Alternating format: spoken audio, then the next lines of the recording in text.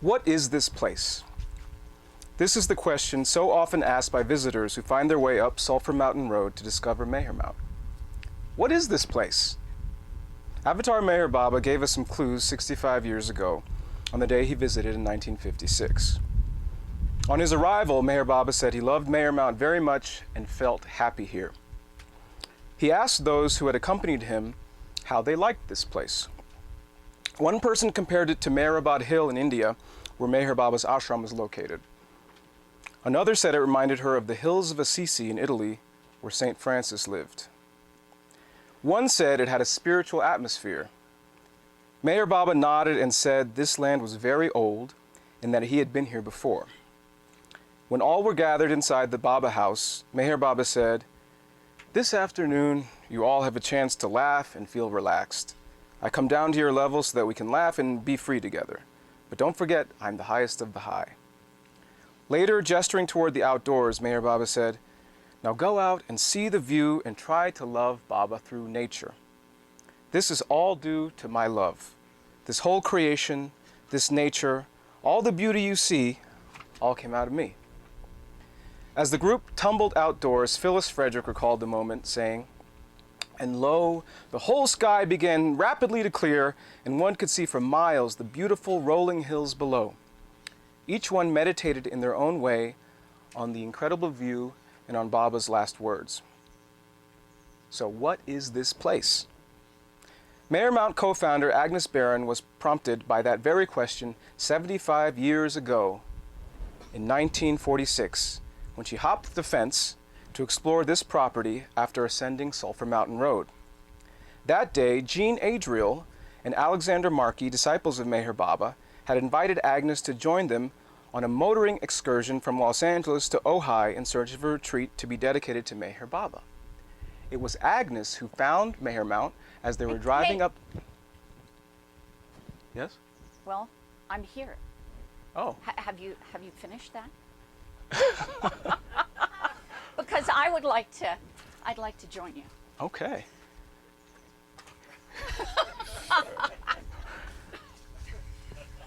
Agnes Baron, everyone.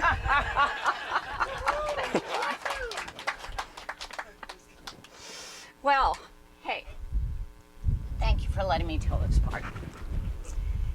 I was the most skeptical and hard-boiled person you would ever want to meet. In the 1930s, I was working as a journalist, a news correspondent throughout Europe and most of the Middle East. With the rise of Hitler, I saw the war coming. I watched as the Nazis marched into Vienna. I went to Portugal to try and help the refugees. I witnessed terror, suffering, despair, no compassion. The war came closer and it forced me to go back to the US, to California. I came back deeply depressed. I was bitter to the bone. I hated humanity.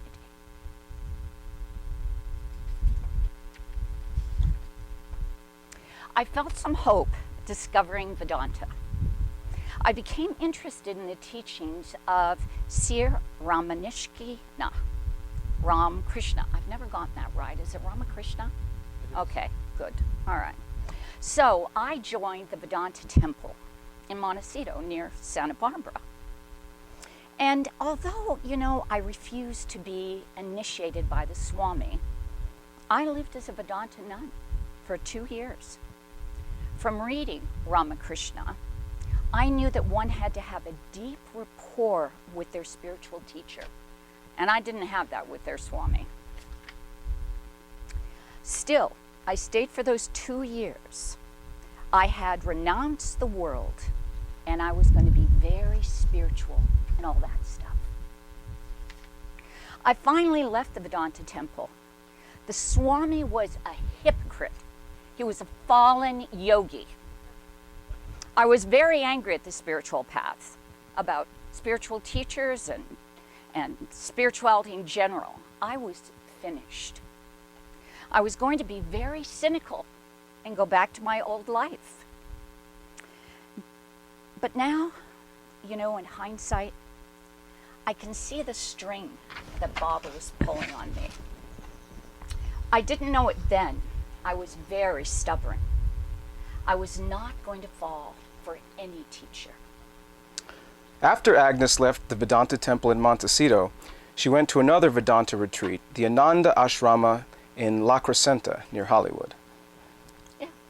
And at that ashram, which for some reason I found was much more agreeable, I was trying to find a place to live. I wanted to do some writing. I wasn't going to search for a spiritual teacher anymore. That was done. At that ashram, they said, well, you can stay here, but you can't use your typewriter. It'll make too much noise. But there's a funny place 2 miles down the road. They have some teacher from India. We don't know his name, but there's this woman called Jean something and this man called Alexander something. We don't know anything about them, but they might have some cottages. The place 2 miles along the road was the 500-acre New Life Center founded in December 1944 by Alexander Markey and Jean Adriel and dedicated to Meher Baba.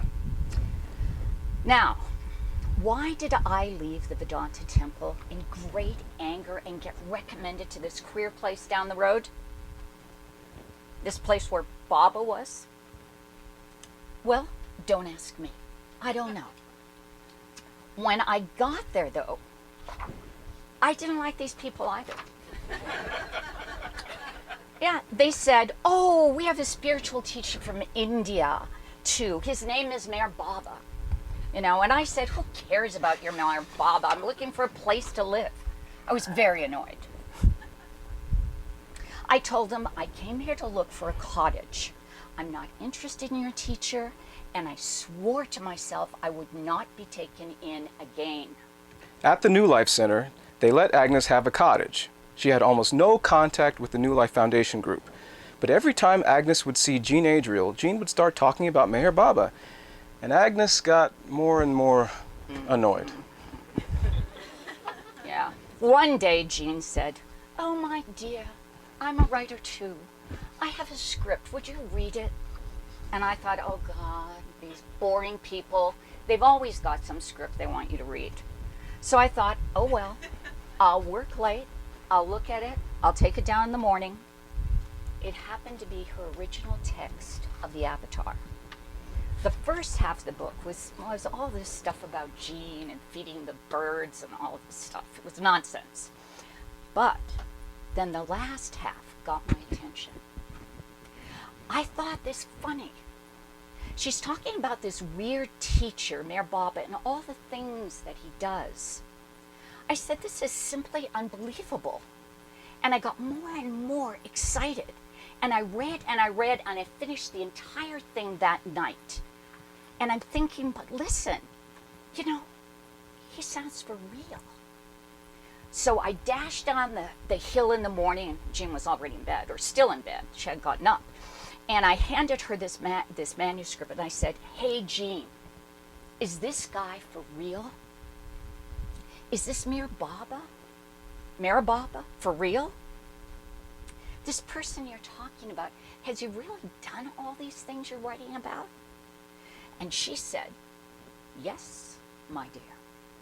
And I was really annoyed with her, and I was getting more and more irritated. And I said, well, then why don't you get it published? What are you waiting for? Publish this. Now, why had I said that? I hadn't met him. And anyway, I just kept saying to her, what are you waiting for? So she says to me, would you edit it? And I said, on one condition, that you give me a big red pen and I can X out all that nonsense in the beginning of it. No one is going to buy it. And she said, oh, yes. And then, of course, she liked me very much. But I still wasn't very keen on her. Time passed, and then Jean said that Meher Baba had written from India to the New Life Foundation with instructions to find a place at least 2 hours away from a big city. I didn't pay any attention. But Jean said, we're going for a drive this afternoon. and would you like to come along? Well, it was a hot day, you know, so I thought, why not? I'll go for the ride. I was just going for the ride. It seems they were planning to sell the New Life Center and buy another place. And I didn't know what the details were, and I didn't particularly even care about that. I just went for the ride. Every time we'd pass a lovely place, they'd say, oh, there's Mayor Baba's place. The group included Jean, Marky, Agnes, and a woman staying at the New Life Center who wanted to put her daughter in private school in Ojai, 75 miles away. As they drove along Highway 150 in the upper Ojai Valley, they saw a crown of trees with light shining through at the top of Sulphur Mountain. I said jokingly, there's Baba's place. They said, okay, let's drive up and see it. It was this, you'll never believe it, but it was this very narrow, sound familiar, dirt road. I mean, it was built for like one horse. It's only 3 miles long, but we had to go so slow, it seemed like 20. Finally, there was a driveway to the left and this big wooden gate, and it was locked. We could see a corner of the cottage over the fence. And Jean said immediately, well, that's not enough. I mean, Bob is going to send 6 Mandalay, and we're going to need a place for them to all stay. Now, I don't know if that was really true. But anyway, I said, well, they're all going to have to stay here for a while, so we have to have a lot of buildings. Now, why did I say that? I mean, I just went for a ride. I wasn't there to find Mayor Bob a place of his. Anyway, I decided to jump the gate. And they all said, hey, what are you doing? Don't you know you're trespassing? I said, I don't care. I said, behind this gate, there's going to be another building. And then there's going to be another and another. There's going to be plenty of buildings. Now, why did I say that? I mean, I'm not a psychic. I'm not a cult. I'm not any of that. I said, no. And I rushed up the hill, and I looked in the windows of this lovely 2-bedroom cottage, and it was beautifully furnished. And then I walked a little bit more behind, and there was another one, only this one was larger, and it was too elaborately furnished. And then I walked a little further, and there were more buildings. And I was more astonished than anyone. So I went to the top of the road again, and I yelled down to them, hey, everybody, come on up here. There are a lot of buildings. So they all climbed the fence and came up. And there was this beautiful orchard, and it was fabulously landscaped. The property was being looked after by a local farmer and his wife. She said it belonged to Gertrude Ralphs McConaughey, the wealthy heiress of a chain of grocery stores called Ralph's. Jean said, this place is so elaborate, we can't afford it. But I said, well, call the owner. Now, what made me say that? I don't know. But they had his telephone number. He lived in some mansion in Bel Air where all the millionaires live, you know. And I said, just call him and see what he says. Oops. The wind. And, but they were still saying, Jean was still saying, forget it, because we'll never be able to afford it. I said, it won't cost you anything to make a telephone call. Now, why was I insisting the whole time, all along? I don't know. I don't. But I'm the one that's responsible. I made this whole thing happen.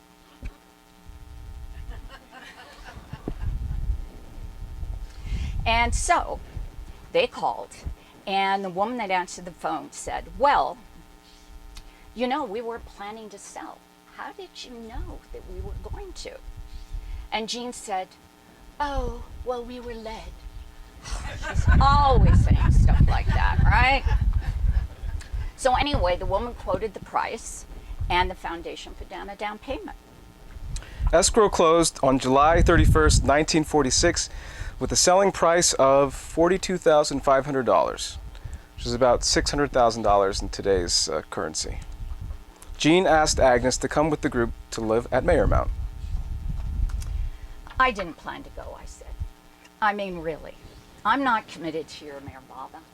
I don't want to live your lifestyle.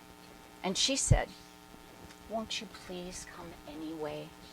And I said, well, if I can be the outdoorsman, and I can do my writing, and I don't have to do anything else with you guys, then I'll do it, if I can be the outdoorsman.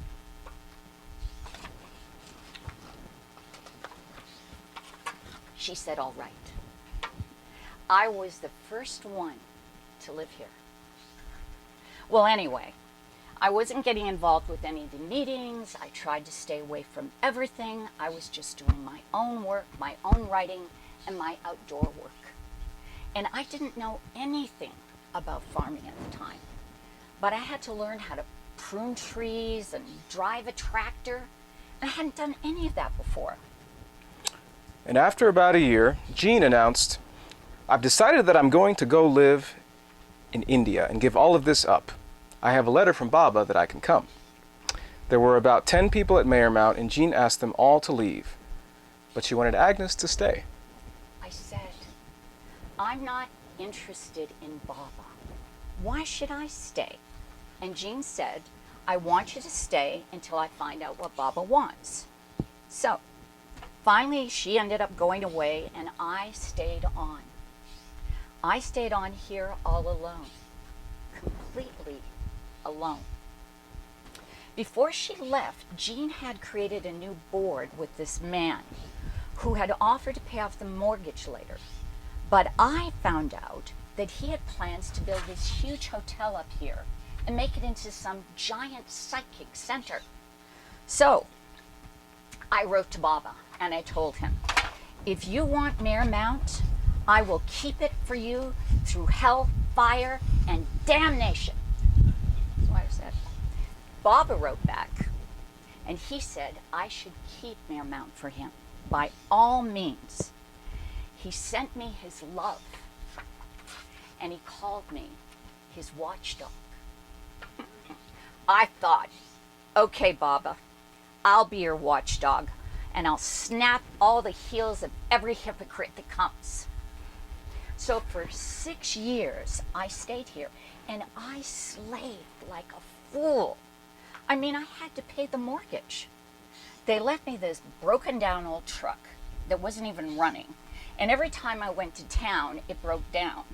And my friends were saying, oh, for God's sakes, Agnes, will you just stay home? We're so tired of having to fix your truck. It's tires, it's motor. Anyway, all I had at that time was a patch of strawberries for income. And so, but I have to tell you, these strawberries were so sweet. And so I would go to door in Ojai, peddling these strawberries. And I would bribe the people and say, oh, come on, taste this strawberry. It's so sweet, you're gonna love it. And they say, well, why should we pay that much? You know, we can go to the store and get them a whole lot cheaper. But after a while, they'd see me coming down the road and they'd say, hey lady with the strawberries, we want what you've got. They're so sweet. And so I did it. I don't know how I did it. It was a huge challenge, but you know, it was also a lot of fun.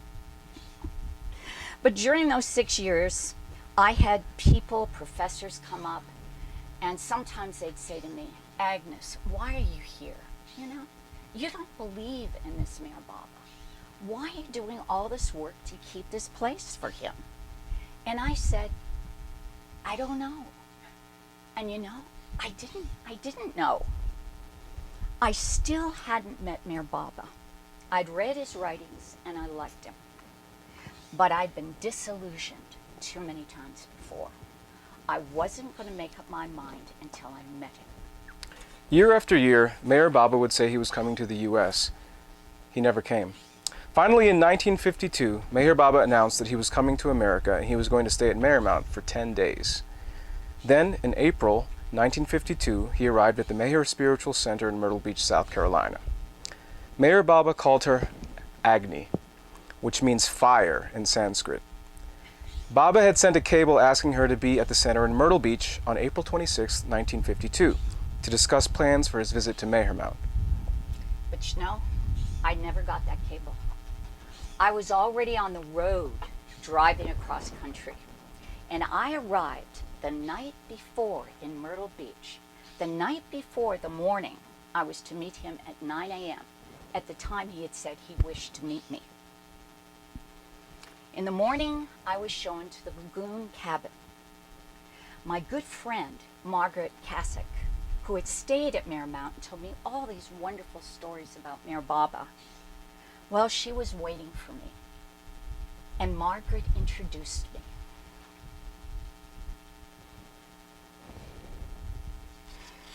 Well, there are no words to describe it. It was so fantastic. The first thing Baba did when he saw me, he opened up his arms and he held me to his shoulder. And all my doubts, whatever they were, just flew out the window in a flash. Something absolutely out of this world happens when Baba puts his arms around you. It's indescribable. What I saw sitting on the couch and what I felt were two different things. Without any rationalization, none, I accepted him 100%. The love that poured out of him, his vibrations were like a hummingbird. And you knew it, you felt it. You felt Baba, and his eyes were so full of compassion. He was utterly irresistible. Afterwards, I was consciously watching him to see if he made any mistakes. But deep down in my heart, I already knew I had accepted him. I realized later on, watching him over the years, that Baba practiced what all great spiritual leaders sprout and preach. You must be one-pointed. Forget the future. Forget the past. Nothing matters but right now, the present. And I realized that Baba practiced that to the 100th degree.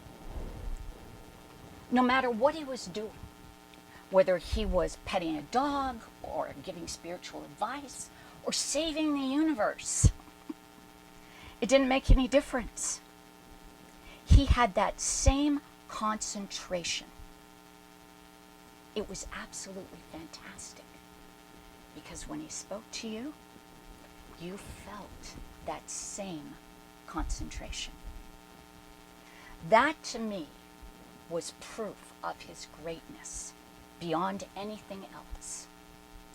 During the interview in the lagoon cabin, Meher Baba said to Margaret and Agnes, "First of all, I want Agni to know that only Agni, God, and Baba know all the trouble she's gone through in these 6 years to keep Mehermount for me."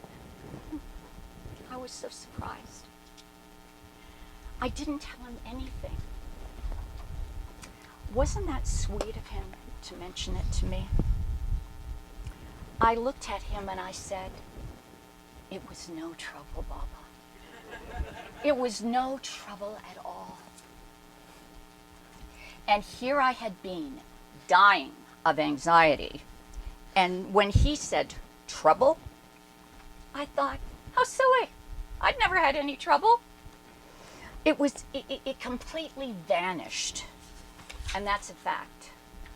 For the whole time when I was in his presence, all of my problems meant nothing. Everything was just wiped out. The planned 10-day stay at Mehermount was discussed in detail. Meher Baba said, are you sure it's not going to be any trouble with my coming to Meher Mount? Trouble? I said, what do you mean, Baba? I mean, I've been waiting for you to come for years. Everything's painted, everything's scrubbed, everything's ready. Again, Baba said, do not go to any trouble. I can sleep under the trees or on the floor. Do not go to any trouble at all. Now, who does that? I mean, every time I had somebody up here, they wanted to be waited on. So, all with that absolutely blinding, whatever it was, recognition that I had with him. Here he was, sitting like a human being, saying all these fantastic things. It was incredible.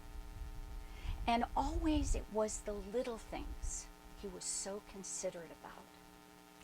The tiniest of things. And that impressed me the most. Alexander Marquis said that Baba was a rascal. That's exactly what Baba is. He is a utter rascal. He'll play a role just to get you. I wrote to Bonnie, Mayor Baba's sister, and I said, you know, I'm calling him the Great Thief because he robs you of your heart and of your affection, whether you want him to or not. He steals it, and you're hooked. You're hooked for life. And you can't help it because you cannot resist it. You know, I've seen so many hard-boiled people complain before they met him, oh, this guy's just a phony, he's a fake. And then when they came out after meeting him, oh my God, we adore him. You know, I don't know if Mayor Baba is the avatar or not. And I frankly do not give a damn. Baba is as he is in his personal and in his impersonal aspect. His personal aspect is so irresistible that if he told me to go jump in the Pacific Ocean, I'd go do it. I don't know why I'd do it, but I know I would do it. And that's a fact. I was the most skeptical, hard-boiled person you ever met. And I fell for him. I fell for him hard. As many of us know, Meher Baba never reached Meher Mount on his first planned visit in 1952. There was a serious automobile collision with Meher Baba and 4 of his women disciples near Prague, Oklahoma, while en route from Myrtle Beach to Meher Mount. Meher Baba did visit Meher Mount on August 2nd, 1956, which is why we celebrate with an anniversary Sahavas every year on the first Saturday in August. So, what is this place? According to Meher Baba, it's you. It's us. It's the heart of each pilgrim and visitor who comes to Meher Mount. Meher Baba expressed this one day at a Hindu temple alongside a holy river in Nasik, India, 1937. He said, "True sanctity does not lie in the dead walls of brick and stone, or even in the waters of the sacred rivers, but in the living beings who fill the environment with the fire of their devotion, love, and worship, and in the great spiritual forces released by the masters during their stay there."